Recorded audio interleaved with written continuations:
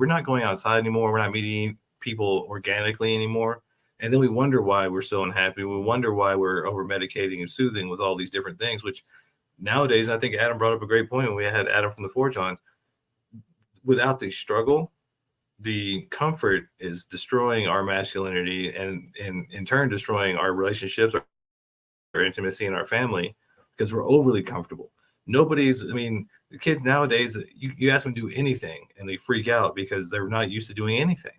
And we were lucky enough to grow up in a time where you had one phone and 3 TV channels, and the TV went off at 11:59 at night, and that was it.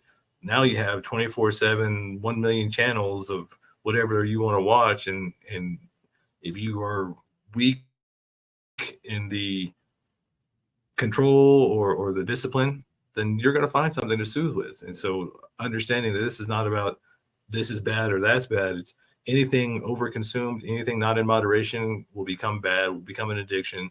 And it takes your freedom. It takes your masculine sovereignty away from you as a guy. And if you're wondering where the struggle is, why you're not achieving your goals and not doing the things you want to do, there's probably a good possibility that these are contributing factors. Like I said, we'll get into some solutions here in this last segment. But when we live our lives on screens, especially in our sexuality, screens are 2-dimensional. There's height and width. The part that's missing is depth. And so you're never going to have the depth that you need as a person, as a man, when we live our lives and when we interact primarily, on screens and through screens. And, again, that's with this level of addiction, this type of addiction, that's what we're living 2-dimensional existences.